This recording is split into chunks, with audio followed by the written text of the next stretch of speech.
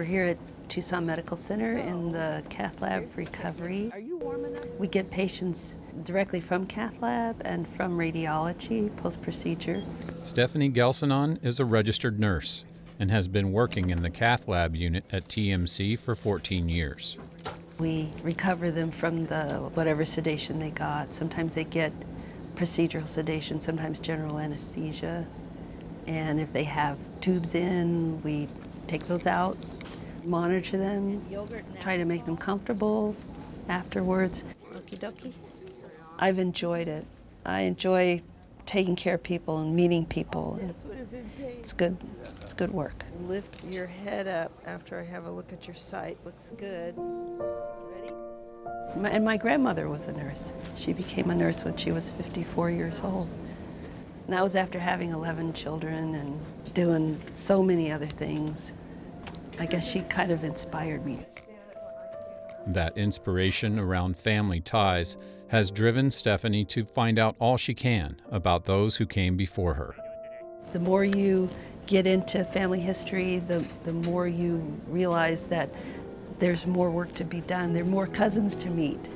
It's kind of unending. You brought everything you own, I think. Stephanie conducts much of her research through the Family History Center.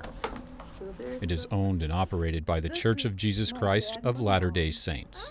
So these are our two children. There are 6 family history centers in southern Arizona. This one is on Tucson's northwest side. This is my mom's dad. We got together at another family history center here in town that's on the east side of town, and she showed me what she had. And she started telling me the stories of her family. Her family is really close. And she was at a really busy point in her life, and I said, well, let me help. Oh my goodness. What is she, about 3? Debbie Weitzel is a member of the church and occasionally volunteers as a consultant with the center. So she was Just a year. She became her own family's historian when her father passed away. All my relatives started sending me everything that they probably were sending him before. The family history centers are open to the public, and all are welcome. There are numerous online databases and programs that can be accessed online at no charge, among them Ancestry.com It was my great-great-grandfather. and FamilySearch.org, a free service offered by the Mormon Church.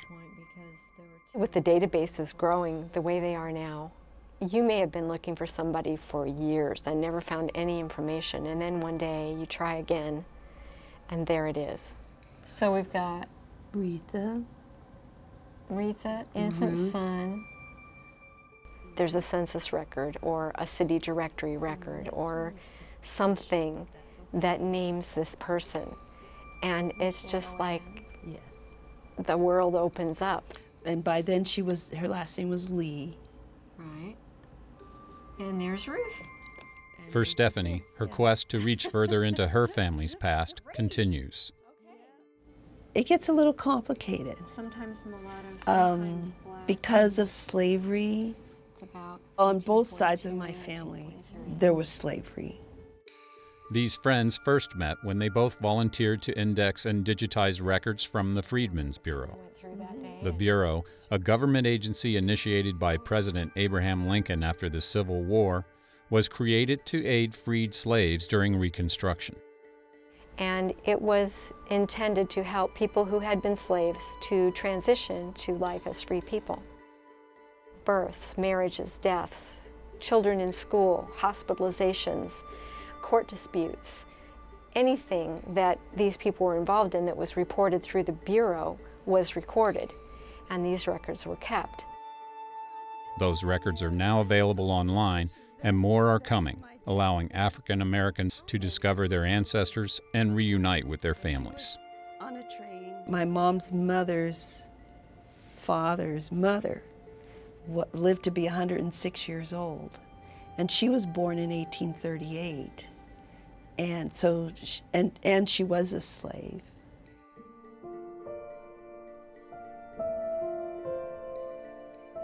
The stories in Stephanie's family have been passed down from generation to generation.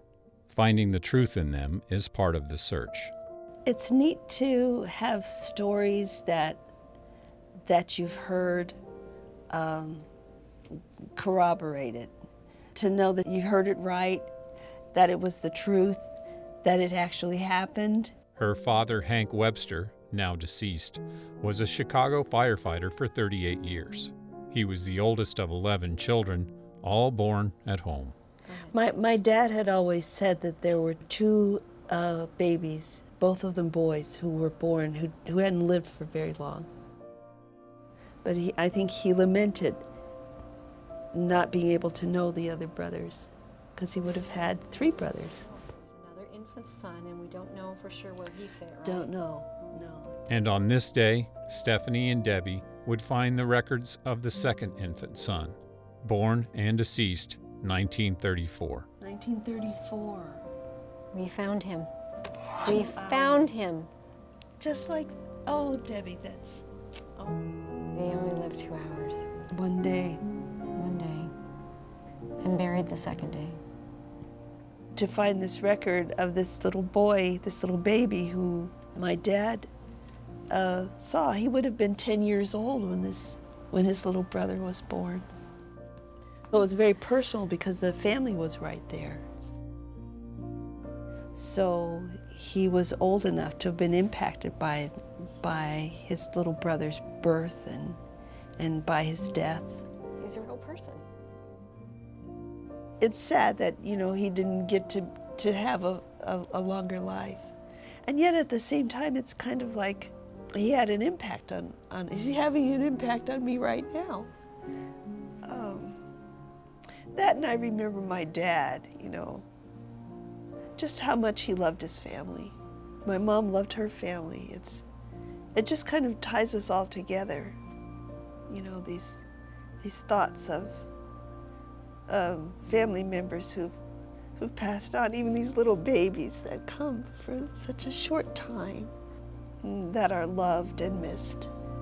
And then my Aunt Betty, Becky, Nellie, and Nancy. Oh, we're missing 3 then.